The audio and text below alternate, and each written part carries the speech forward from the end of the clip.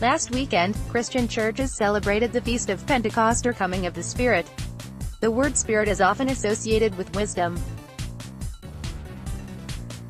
Reflecting on that and perhaps moved by the Spirit, I thought of the parable of the talents and its application to tea.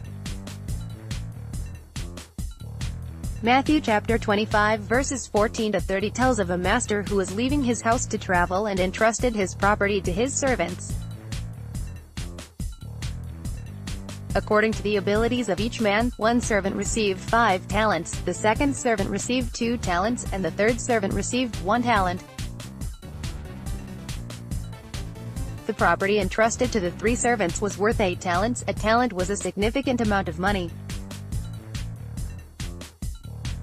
Upon returning home, after a long absence, the master asked his 3 servants for an account of the talents he entrusted to them. The first and the second servants explained that they each put their talents to work and had doubled the value of the property with which they were entrusted. Each servant was rewarded. The third servant, however, had merely hidden his talent, burying it in the ground, and was punished by his master. Government is about stewardship and accounting for the resources, talents, with which it has been entrusted.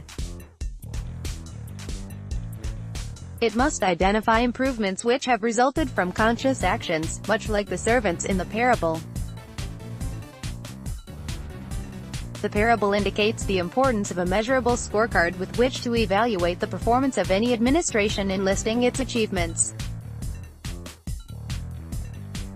Some initiatives take time to bear fruit and straddle administrations. The IMF's. All this in response to incentives given in 2014.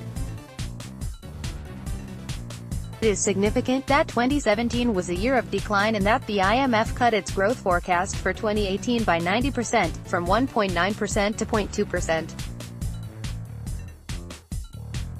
Notwithstanding the improved gas output projected to 2022, the IMF still forecasts continued declines in foreign exchange reserves, declining to $6 billion by 2022.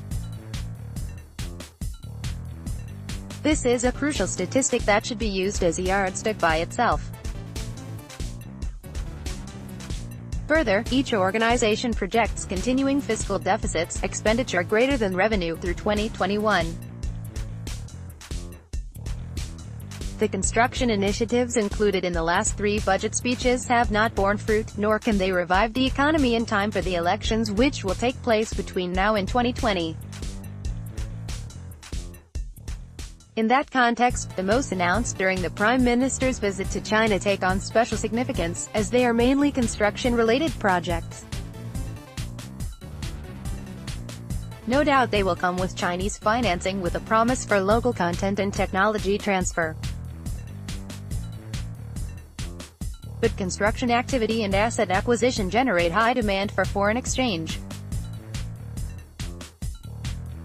The knock-on effect of expanded local demand and the need to repay the foreign financing, which will naturally follow these new projects, will reduce the foreign exchange reserves as they are not export-generating.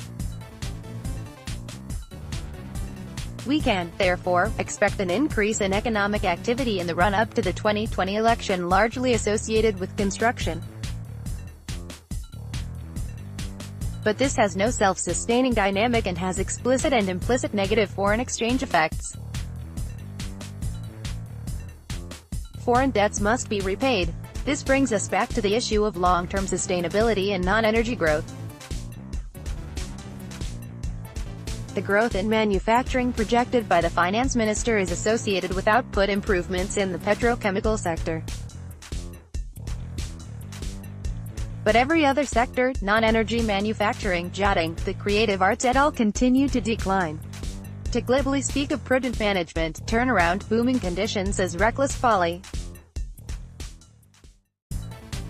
The management situation at all the state enterprises, including Petrotran, is now made more difficult since the government has changed the conversation.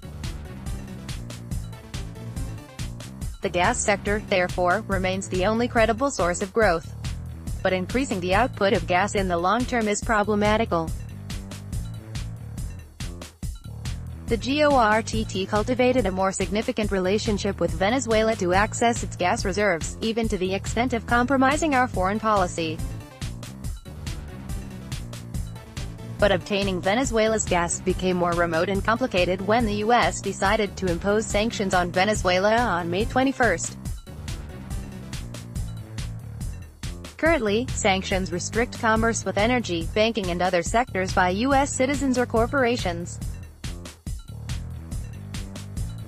The probability that sanctions could be extended to any or all businesses that trade with or invest in Venezuela has increased the riskiness of the Venezuela gas initiative to all concerned.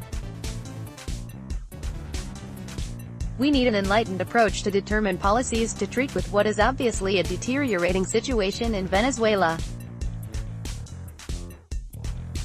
We need to have a policy framework that will reconcile, inter alia, non-intervention and non-interference, energy diplomacy, humanitarian assistance, and critically, an immigration plan.